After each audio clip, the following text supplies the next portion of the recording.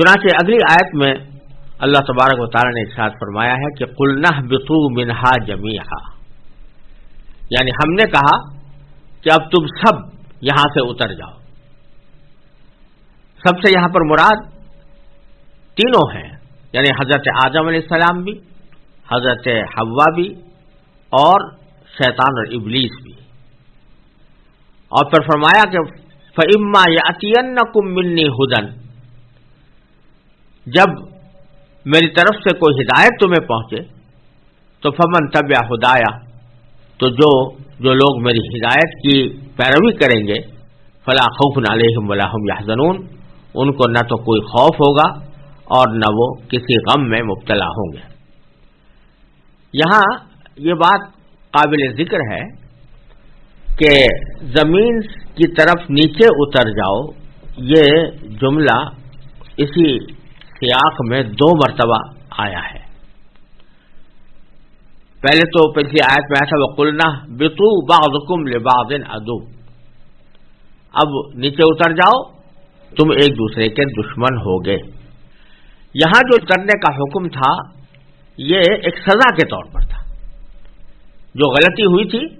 اس غلطی کے سزا کے طور پر فرمایا گیا تھا کہ اب تم نے اپنے آپ کو اس بات کا مستحق بنا لیا ہے کہ تم جنت سے نکل کر نیچے اتر جاؤ. اب دوبارہ یہاں پر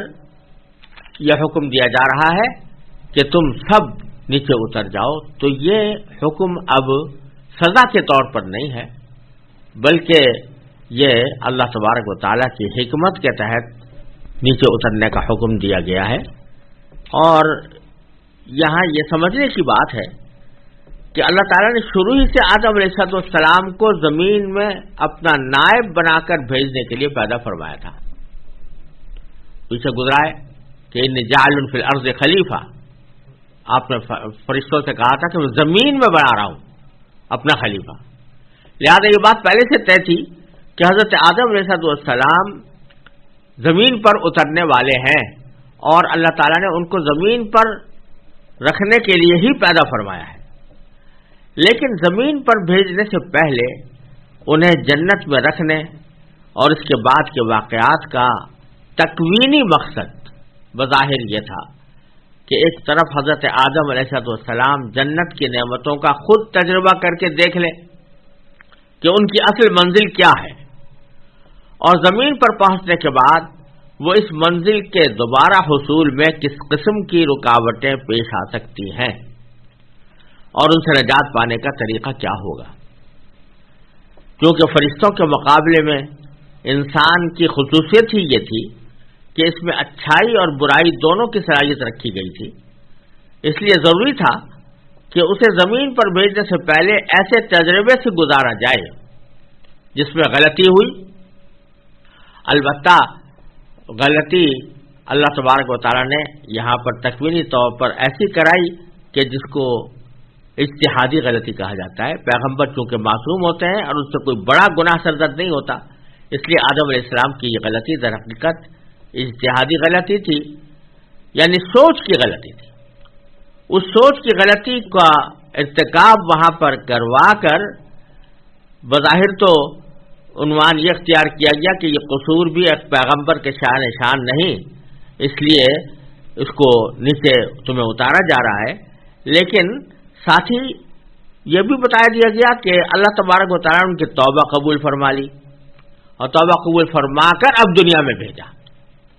تو اب وہ جو اصل مقصد تخلیق تھا اس کو پورا کرنے کے لیے یہ حکم ہو رہا ہے کہ اب دنیا کے طرف جاؤ اور دنیا کے اندر رہو. اور وہاں پچھلی جگہ پر کہا گیا تھا کہ نیچے اترو اس طرح کہ تم ایک دوسرے کے دشمن ہوگے. یہ سزا کار عتاب کا انداز تھا. اور اب جو بھیجا جا رہا ہے قُلْ نَهْبِطُوا مِنْهَا جَمِيعًا کہ اب نیچے اتر جاؤ، تو اس کے ساتھ ایک ہدایت نامہ دیا جا رہا ہے کہ فَإِمَّا يَأْتِيَنَّكُم مِّنِّي هُدًى کہ اگر میری طرف سے تمہیں کوئی ہدایت پہنچے گی تو جو لوگ میری ہدایت کی پیروی کریں گے ان کو نہ خوف ہوگا نہ وہ غمگین ہوں گے. اور آگے فرمایا کہ وَالَّذِينَ كَفَرُوا وَكَذَّبُوا بِآيَاتِنَا جو کفر کا رویہ اختیار کریں گے اور ہماری آیتوں کو جھٹلائیں گے تو وہ جہنمی ہوں گے اور وہ اس میں ہمیشہ رہیں گے. یہ بات اس طرح کہی جا رہی ہے کہ اب ہم تمہیں جس مقصد کے لیے تم کو پیدا کیا گیا تھا، اور وہ تھا کہ زمین میں اپنا خلیفہ بنا کر تمہیں بھیجا جائے، اس خلافت کے لیے اب تم تیار ہو گئے ہو، اور چونکہ تم سے غلطی بھی ہوئی اور تم نے توبہ بھی کر لی، اللہ تعالیٰ نے توبہ قبول بھی فرما لی، تو اب تم اس لائق بن گئے ہو کہ تمہیں زمین میں خلیفہ بنایا جائے۔ اور یہ تجربہ در حقیقت کرا کر اللہ تبارک و تعالیٰ نے ان کو اس بات کا ایک اہل بنا دیا کہ ایک راستہ بھی بتا دیا کہ جب دنیا کے اندر تم رہو گے اور دنیا کی حالات سے سابقہ تمہارا پیش آئے گا، تو اس کے نتیجے میں کبھی کبھی گناہ کے دائیں بھی پیدا ہوں گے، کبھی تم سے غلطی بھی ہو جائے گی، لیکن ایسے موقع پر اس غلطی پر ڈٹے رہنے کے بجائے یا اس پر اصرار کرنے کے بجائے تمہارا رویہ وہی ہونا چاہیے جو تم نے یہاں اختیار کیا، اور جو کلمات ہم نے تمہیں سکھائے تھے اس کے ذریعے تم نے استغفار کیا، اپنی غلطی پر نادم ہوئے۔ اسی طرح اگر زندگی کے گزارنے کے دوران تم سے اس قسم کے واقعات پیش آئیں تو اس وقت بھی تمہارا رویہ یہی ہونا چاہیے، اور اس کے نتیجے میں ہی اللہ تبارک و تعالیٰ تمہیں معاف فرمائیں گے۔ ایک دوسرا نقطہ یہاں پر یہ قابل ذکر ہے کہ قرآن کریم نے صاف صاف فرما دیا کہ آدم علیہ السلام نے جب استغفار کیا تو اللہ تعالیٰ نے ان کی توبہ قبول فرما لی۔ اس طرح اس عیسائی عقیدے کی تردید فرما دی گئی ہے جس کا کہنا یہ ہے کہ آدم علیہ السلام کا یہ گناہ ہمیشہ کے لیے انسان کے سرشت میں داخل ہو گیا تھا۔ عیسائی عقیدہ جو کفارہ کہلاتا ہے اس کا حاصل یہ ہے کہ حضرت آدم علیہ السلام نے جو یہ غلطی کی تھی یہ باقاعدہ ایک گناہ تھا، بلکہ ان کے مشہور عالم سینٹ آگسٹائن نے یہ لکھا ہے کہ یہ بہت سارے گناہوں کا مجموعہ تھا، اور اس کی سزا یہ تھی کہ ان کو موت کی سزا دی جاتی، آدم علیہ السلام کو موت کی سزا دی جاتی، کیونکہ تورات کی نقطۂ نظر سے جو کوئی شخص ایسا گناہ کرے تو تورات میں بھی مذکور ہے کہ جب اللہ تبارک و تعالیٰ نے یہ فرمایا تھا کہ تم اس درخت سے کچھ مت کھانا، تو ساتھ ہی ساتھ یہ بھی فرما دیا تھا کہ اگر تو نے کھایا تو تو مرا، یعنی اگر تو اس کو کھائے گا تو تو موت کا مستحق ہوگا۔ تو یہ گناہ جو ہے یہ انسانوں کے سرشت میں داخل ہو گیا تھا، جس کے نتیجے میں ہر بچہ ماں کے پیٹ سے گناہگار پیدا ہوتا ہے، اور اس مشکل کے حل کے لیے اللہ تعالیٰ کو اپنا بیٹا دنیا میں بھیج کر اسے قربان کرنا پڑا۔ عیسائی عقیدہ یہ ہے کہ چونکہ ہر انسان گناہگار ہے اور اس کی سزا موت ہے، تو سارے دنیا کو سزائے موت دینے کے بجائے اللہ تبارک و تعالیٰ نے اپنا بیٹا بھیج دیا حضرت مسیح علیہ السلام کی شکل میں، اور اس نے اپنے قربانی دی، اس کو قربان کر دیا گیا، تو وہ ساری دنیا کے لیے کفارہ بن گیا۔ قرآن کریم نے دو ٹوک الفاظ میں اعلان فرما دیا کہ اللہ تبارک و تعالیٰ نے ان کی توبہ قبول فرما لی تھی، اس لیے نہ وہ گناہ باقی رہا، نہ اس کی اولاد آدم کی طرف منتقل ہونے کا کوئی سوال پیدا ہوتا ہے، کیونکہ قاعدہ یہ ہے کہ جب اللہ تبارک و تعالیٰ توبہ قبول فرما لے تو پھر وہ گناہ انسان کے نام اعمال ہی سے مٹا دیا جاتا ہے۔ تو جب اللہ تعالیٰ نے توبہ قبول فرما لی تو اب اس گناہ کا وجود ہی نہ رہا، اور یہ کہنا کہ پھر وہ ان کی اولاد کی طرف منتقل ہوتا رہا، ان کے سرشت میں داخل ہو گیا، جس کی وجہ سے ان کو کفارے کی ضرورت پیش آئی، یہ بات قرآن کریم کے ایک جملے نے ختم کر دیا ہے کہ اللہ تعالیٰ نے ان کی توبہ قبول فرما لی تھی۔ پھر آگے اللہ تبارک و تعالیٰ نے آدم علیہ السلام کو بھیجتے ہوئے ایک اصول یہ بیان فرما دیا کہ جب تم دنیا میں زندگی گزارو گے تو وقتاً فوقتاً میں ایسے پیغمبر بھیجوں گا اور ایسی کتابیں نازل کروں گا جس میں تمہارے لیے ہدایت کا سامان ہوگا۔ فَإِمَّا يَأْتِيَنَّكُم مِّنِّي هُدًى، چنانچہ جب میری طرف سے کوئی ہدایت تمہیں پہنچے تو اس وقت تمہیں چاہیے کہ اس کی پیروی کرو۔ اس میں اشارہ اس بات کی طرف فرما دیا گیا کہ اب آئندہ میری طرف سے پیغمبروں کے بھیجنے کا سلسلہ بھی جاری رہے گا، اور ان کے ذریعے وحی کا پیغام دنیا تک پہنچانے کا سلسلہ بھی جاری رہے گا، اور تمہارا کام یہ ہوگا اور تمہاری اولاد کا کام یہ ہوگا کہ اس ہدایت کو قبول کرو اور اس کی پیروی کرو۔ تو جو لوگ میری ہدایت کی پیروی کریں گے فمن تبع ہدایا، جو میری ہدایت کی پیروی کریں گے فلا خوف علیہم ولا هم یحزنون، تو نہ ان کے اوپر کوئی خوف ہوگا اور نہ وہ کسی غم میں مبتلا ہوں گے۔ یہ جملہ جو اللہ تبارک و تعالی نے ارشاد فرمایا کہ جو میرے ہدایت کی پیروی کرے گا اس کا انجام یہ ہوگا کہ نہ اس کو کوئی خوف ہوگا اور نہ وہ غم میں ایسے لوگ مبتلا ہوں گے۔ یہ ایک عجیب جملہ ہے، اور اس کے ایک ظاہری معنی تو یہ ہے کہ جب اللہ تبارک و تعالی آخرت میں ایسے لوگوں کو جو اللہ کی بھیجی ہوئی ہدایت کی پیروی کرتے رہے ہوں اپنے انعامات سے نوازے گا، تو ایک بہت بڑا انعام ان پر یہ ہوگا کہ ان کو نہ کبھی کوئی خوف طاری ہوگا اور نہ کوئی غم ہوگا۔ خوف ہوتا ہے آئندہ سے متعلق، یعنی ڈر جو ہوتا ہے وہ آئندہ سے متعلق ہوتا ہے کہ فلاں واقعہ نہ پیش آ جائے، فلاں مجھے تکلیف نہ پہنچ جائے، فلاں نقصان نہ پہنچ جائے۔ اس قسم کے اندیشے جو دل میں پیدا ہوتے ہیں وہ خوف کہلاتے ہیں، مستقبل سے متعلق ہوتے ہیں۔ اور حزن یعنی غم عام طور سے ماضی سے متعلق ہوتا ہے، یعنی ماضی میں کوئی واقعہ ایسا پیش آ گیا جو تکلیف دہ تھا، پریشان کن تھا، اس کی وجہ سے انسان صدمے میں مبتلا ہو جاتا ہے، یہ حزن کہلاتا ہے۔ اور اگر دیکھو تو انسان اس دنیا میں رہتے ہوئے یہ ان دو چیزوں سے کبھی خالی نہیں ہوتا،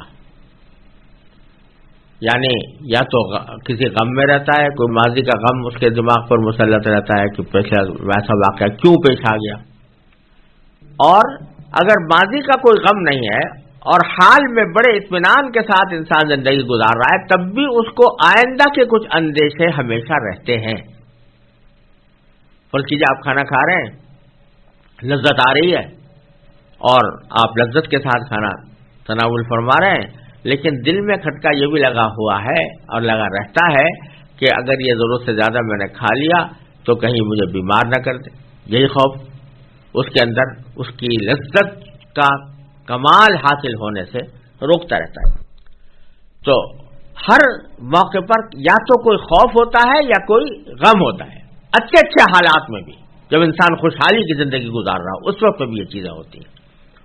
لیکن اللہ تبارک و تعالیٰ فرماتے ہیں کہ آخرت میں جنت میں جب انسان پہنچے گا اور اللہ تعالیٰ کی ہدایت کی پیروی کر کے پہنچے گا تو وہاں پر اس کو نہ آئندہ کا کوئی اندیشہ نہ ماضی کا کوئی غم۔ ماضی کا کوئی غم اس لیے نہیں کہ الحمدللہ زندگی بہترین گزر رہی ہے اور جنت کے اندر کوئی واقعہ بھی ایسا پیش نہیں آئے گا جس کے اوپر انسان کو غم ہو، صدمہ ہو، وہ خوشی خوشی کا عالم ہوگا، راحت اور راحت آرام ہی کا عالم ہوگا، اس لیے غم ہونے کا سوال نہیں۔ خوف آئندہ کا ہوا کرتا ہے کہ یہ واقعہ نہ ہو جائے، وہ واقعہ نہ ہو جائے، یہ نعمتیں مجھ سے چھن نہ جائیں، میں جنت سے نکال نہ دیا جاؤں، تو اللہ تعالیٰ نے پہلے ہی اعلان کر دیا ہوگا کہ اب تمہارے اوپر نہ موت آئے گی اور نہ تم سے ہی جنت کی نعمتیں چھینی جائیں گی، لہذا کوئی خوف تمہیں کسی بھی قسم کا نہیں ہونا چاہیے۔ فلا خوف علیہم ولا هم یحزنون۔ یہاں پر جو یہ فرمایا گیا ہے اس کا ایک مطلب تو یہ ہے کہ آخرت میں جب یہ لوگ پہنچیں گے تو ایک ایسی زندگی ان کو عطا ہوگی جس میں نہ کوئی خوف کا شائبہ ہوگا نہ کسی غم کا شائبہ ہوگا۔ اور اگر ذرا غور سے دیکھا جائے تو اس میں صرف آخرت ہی کی خصوصیت نہیں بلکہ یہ دنیا کے اندر بھی اللہ تبارک و تعالیٰ کے خاص بندوں کو، اللہ تعالیٰ کے اولیاء کو، اور جو اللہ تعالیٰ کے احکام کی مکمل پیروی کرتے ہیں ان کو، جن کے دلوں میں اللہ تبارک و تعالیٰ کی محبت سمائی ہوئی ہوتی ہے، ان کو یہ کیفیت دنیا میں بھی حاصل ہو جاتی ہے، بڑی حد تک حاصل ہو جاتی ہے۔ وجہ اس کی یہ کہ وہ اللہ تبارک و تعالیٰ کے ہر فیصلے پر راضی ہیں، جس کو رضا بالقضاء کہا جاتا ہے، رضا بالقضاء جس کو کہتے ہیں۔ وہ اللہ تعالیٰ کے ہر فیصلے پر راضی ہیں. تو ان کا چونکہ تعلق اللہ تعالیٰ کے ساتھ جڑا ہوا ہے، ہر وقت اللہ تبارک و تعالیٰ کی طرف وہ رجوع کرتے ہیں، اللہ تبارک و تعالیٰ سے پناہ مانگتے ہیں، اللہ تعالیٰ سے دعائیں کرتے ہیں، اللہ تعالیٰ کی نعمتوں کا شکر ادا کرتے ہیں، تو اس کا نتیجہ یہ ہوتا ہے کہ اللہ تبارک و تعالیٰ ان کو ایک اطمینان قلب عطا فرما دیتا ہے. الا بذکر اللہ تطمئن القلوب، اللہ کے ذکر سے یعنی اللہ تعالیٰ کے ساتھ تعلق قائم کرنے کے نتیجے میں دلوں میں اطمینان حاصل ہوتا ہے، دلوں کو اطمینان حاصل ہوتا ہے. لہذا اگر فرض کرو کوئی آئندہ کا اندیشہ ہو رہا ہے جس میں کہ عام لوگ خوف میں مبتلا ہوتے ہیں، تو یہ خوف میں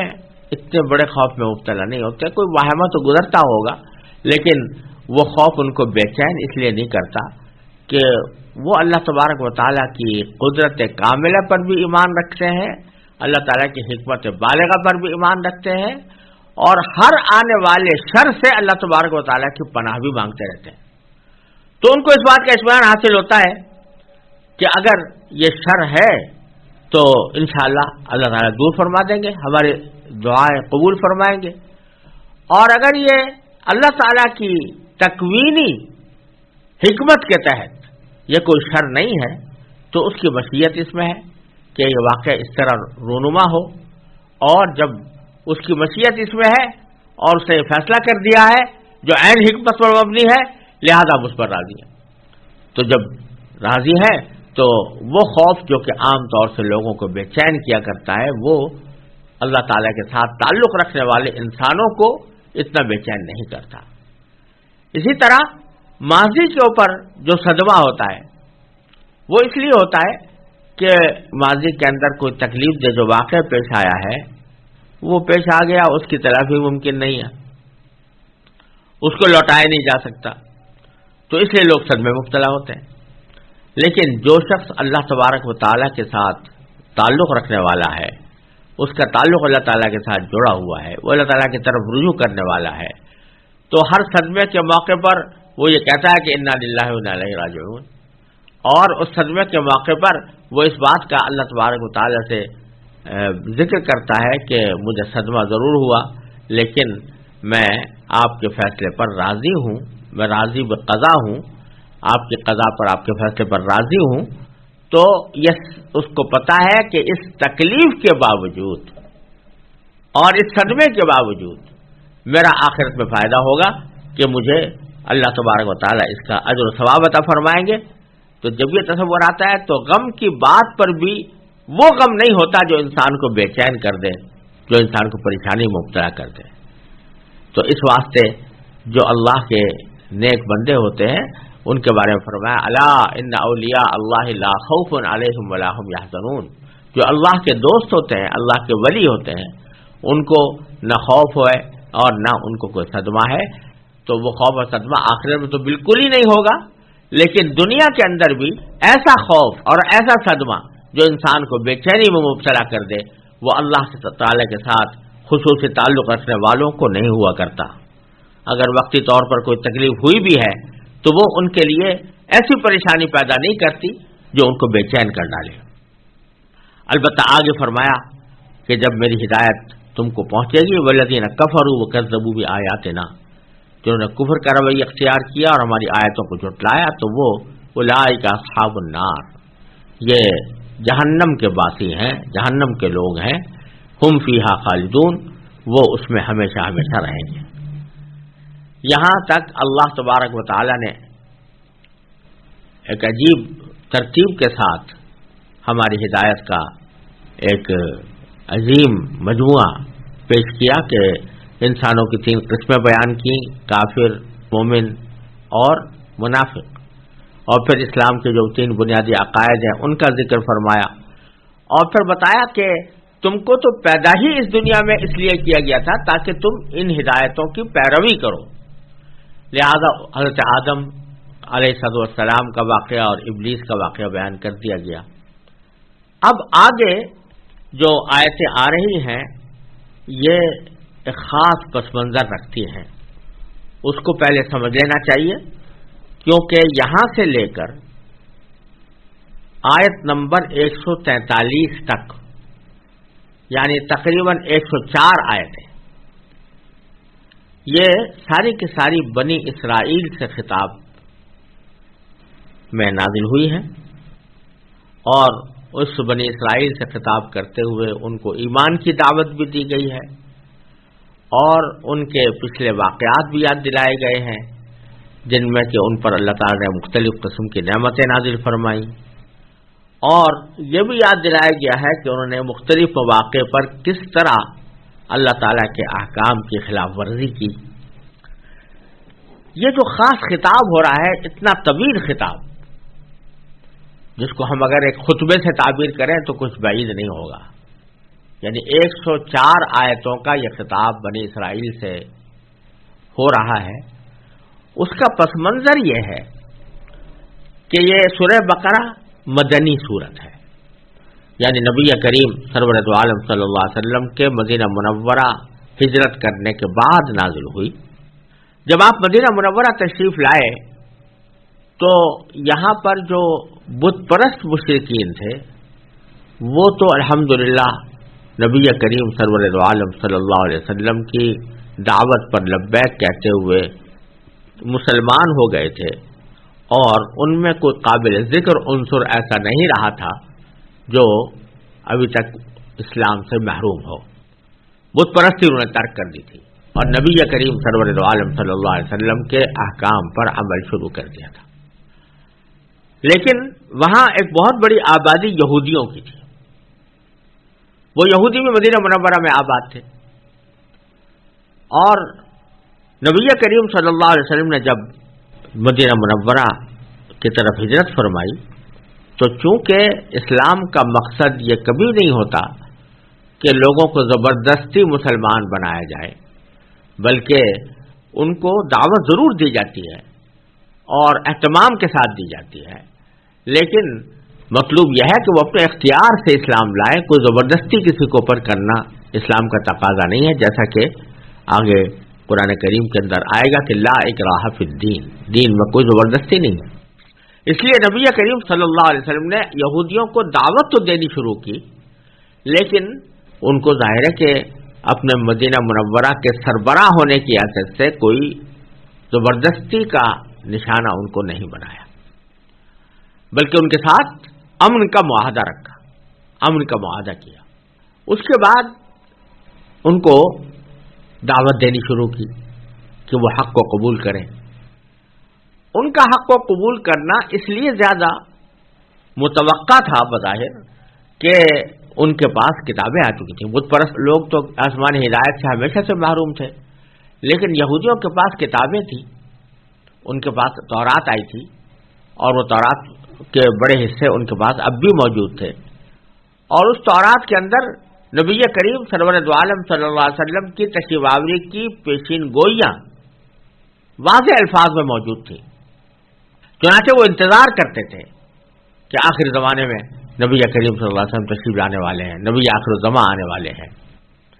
لیکن ساتھ ہی ان کو توقع یہ تھی کہ اب تک جتنے پیغمبر آئے ہیں وہ بنو اسرائیل سے آئے ہیں، اور حضرت اسرائیل علیہ السلام کی اولاد سے آئے۔ اسرائیل یا نام ہے حضرت یعقوب علیہ السلام کا، ان کے دو نام تھے، ایک یعقوب اور ایک اسرائیل، اور اسرائیل کا لفظ خاص طور پر ان کے لیے اس لیے بھی کہا جاتا ہے کہ اسرائیل عبرانی زبان میں اس کے معنی ہے عبداللہ، اللہ کا بندہ، تو اس نام کو خاص طور پر اختیار کیا گیا، اور ان کی ساری اولاد کو بنی اسرائیل کہا جاتا ہے۔ پیچھے انبیاء کرام علیہ السلام جو تشریف لائے ہیں، موسیٰ علیہ السلام اور عیسیٰ علیہ السلام، داؤد علیہ السلام وغیرہ وغیرہ، وہ حضرت یعقوب علیہ السلام ہی کی اولاد میں سے آتے رہے ہیں۔ تو ان یہودیوں کو توقع یہ تھی کہ آخری زمانے کے پیغمبر بھی اسی خاندان سے ہوں گے اور ہم ہی میں سے ہوں گے، بنی اسرائیل میں سے ہوں گے۔ لیکن جب نبی کریم صلی اللہ علیہ وسلم کو حضرت اسماعیل علیہ السلام کی اولاد سے اللہ تعالیٰ نے منتخب فرما کر بھیجا تو ان کو اچانک دھکا لگا اور یہ حسد میں مبتلا ہو گئے۔ ان کے دماغ میں یہ بات آئی کہ دنیا کی امامت کے اصل حقدار تو ہم ہیں، کیونکہ ہم اسرائیل کی اولاد ہیں۔ اور واقعہ یہ تھا کہ حضرت یعقوب علیہ السلام کی فضیلت کی وجہ سے اللہ تعالیٰ نے ان کی اولاد کو ایک فضیلت بخشی تھی، ان کو نبوت کے ایک سلسلے کے لیے منتخب فرمایا تھا۔ اس لیے ان کے دماغ میں یہ بات تھی کہ ہم ہی لوگ اس کے اہل ہیں، اور بنی اسماعیل میں اگر یہ آئے ہیں تو یہ ہماری گویا ایک طرح سے معاذ اللہ حق تلفی ہوئی ہے، یا کم از کم ان کو حسد پیدا ہو گیا کہ یہ شرف بنو اسماعیل کو کیوں حاصل ہوا، بنو اسرائیل سے کیوں لے لیا گیا۔ تو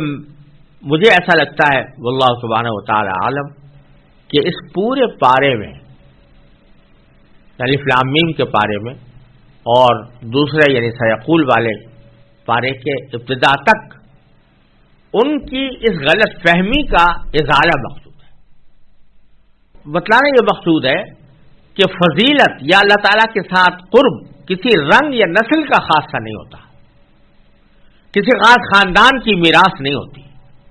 کہ اسی خاندان کے اندر ہمیشہ اللہ تعالیٰ کا فضل رہے، اللہ تعالیٰ کی رحمتیں رہیں، اللہ تعالیٰ کا وہ مقرب بنا رہے، بلکہ دار و مدار اس بات پر ہوتا ہے کہ کس کے اعمال کیسے ہیں، اسی کے حساب سے ان کو منصب دیا جاتا ہے، اسی کے حساب سے ان کو اللہ تعالیٰ کے ساتھ قرب کا اندازہ قائم کیا جاتا ہے۔ اور اگر کسی کے اعمال اچھے ہیں تو کسی وقت میں وہ فضیلت بھی رکھ سکتا ہے اور اس کو امامت کا منصب بھی دیا جا سکتا ہے، اور اگر کسی وقت اس کے اعمال خراب ہو گئے ہیں تو امامت کا منصب اس سے چھینا بھی جا سکتا ہے۔ تو یہاں اللہ تبارک و تعالیٰ بتلانا یہ چاہ رہے ہیں واللہ سبحانہ عالم کہ اس وقت جو یہ ایک تبدیلی آئی ہے کہ نبوت اور رسالت کا منصب بنی اسرائیل سے لے کر بنی اسماعیل کو دیا گیا ہے، اور نبی کریم صلی اللہ علیہ وسلم کو نبی آخر الزماں بنایا گیا ہے، تو یہ ویسے ہی کسی کی حق تلفی کے طور پر نہیں، کیونکہ اس کا دار و مدار رنگ و نسل پر ہے ہی نہیں، بلکہ ہم اب تمہیں دکھلانا ہی چاہتے ہیں کہ اے بنو اسرائیل تمہارے کیا حالات رہے ہیں، موسیٰ علیہ السلام کے وقت سے لے کر آج تک تمہارا رویہ کیسا رہا ہے، کیا تم اس رویے کے ساتھ اس بات کے اہل تھے کہ تمہیں یہ امامت کا منصب عطا کیا جاتا یا یہ نبی آخر الزماں تمہارے درمیان مبعوث کیے جاتے۔ اسی سیاق میں آگے آپ دیکھیں گے کہ حضرت ابراہیم علیہ السلام کی دعا ہے کہ جب اللہ تعالیٰ نے ان سے فرمایا کہ میں تم کو ساری انسانیت کا امام بنا رہا ہوں، تو حضرت ابراہیم علیہ السلام نے فرمایا کہ میری اولاد میں سے بھی لوگوں کو امام بنائیے، تو اللہ تعالیٰ نے صاف صاف فرما دیا تھا لا ینال عہد الظالمین، یہ میرا وعدہ جو ہے یہ ظالموں تک نہیں پہنچے گا، یعنی جو تمہاری ذریت میں ظلم کرنے والے ہوں گے وہ اس امامت یا منصب کے اہل نہیں ہوں گے۔ اللہ تعالیٰ نے صاف صاف حضرت ابراہیم علیہ السلام پر یہ بات واضح فرما دی تھی۔ تو اب یہاں سے یہ بتایا جا رہا ہے کہ اے بنی اسرائیل تم سے جو یہ منصب لیا گیا ہے وہ اس وجہ سے کہ تم نے جو جن اعمال کا مظاہرہ کیا ہے اپنی سابق زندگی کے اندر، اس کی وجہ سے اب ہم اپنی حکمت اور اپنی قدرت اور اپنی مصلحت کے تحت یہی مناسب سمجھتے ہیں کہ یہ رسالت کا منصب اور نبوت کا منصب اور امامت کا منصب تم سے لے کر یہ بنو اسماعیل کو دیا جائے۔ اس لیے ضروری تھا کہ بنو اسرائیل کو یاد دلایا جائے کہ انہوں نے ماضی میں کس رویے کا مظاہرہ کیا ہے اور وہ رویہ کس درجہ اللہ تعالیٰ کے ہاں قابل تحسین یا قابل نکیر تھا۔ اسی ذیل میں یہ بات بھی سامنے آ رہی ہے کہ اللہ تعالیٰ نے یہ صرف ملامت ہی کے لیے یہ آیت نازل نہیں فرمائی ہے، بلکہ اس میں دعوت ہے، اور دعوت سے ہی اس کو شروع بھی کیا گیا ہے، اور اس دعوت کے ساتھ توجہ اس طرف دلائی گئی ہے کہ جو یہ واقعات نبی کریم صلی اللہ علیہ وسلم کی زبان پر جاری ہو رہے ہیں، قرآن جن واقعات کو یاد دلا رہا ہے، یہ حضرت نبی کریم سرور عالم صلی اللہ علیہ وسلم کو کیسے معلوم ہو سکتے تھے؟ ان کے پاس اس کی معلومات کا کیا ذریعہ تھا؟ نہ انہوں نے کبھی تورات پڑھی، نہ انہوں نے کبھی انجیل پڑھی، بلکہ وہ تو امی تھے، نہ کوئی چیز پڑھ سکتے تھے، نہ کوئی چیز لکھ سکتے تھے۔ اللہ تعالیٰ نے ان کو ایسا ہی بنایا تھا۔ تو ان کی زبان پر یہ جو واقعات جاری ہو رہے ہیں، جو تمہارے وہ واقعات ہیں جو تمہاری کتابوں میں لکھے ہوئے ہیں، وہ واقعات ہیں جن کو تم خود مانتے ہو، ان واقعات کا حضور اقدس صلی اللہ علیہ وسلم کی زبان مبارک پر جاری ہونا،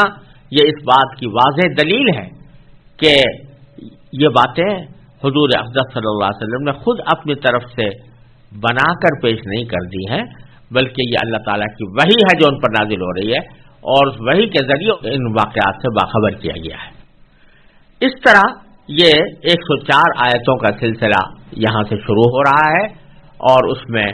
بنی اسرائیل سے خطاب کر کے ان کو دعوت بھی دی جا رہی ہے، اور ان کے پچھلے واقعات بھی یاد دلائے جا رہے ہیں۔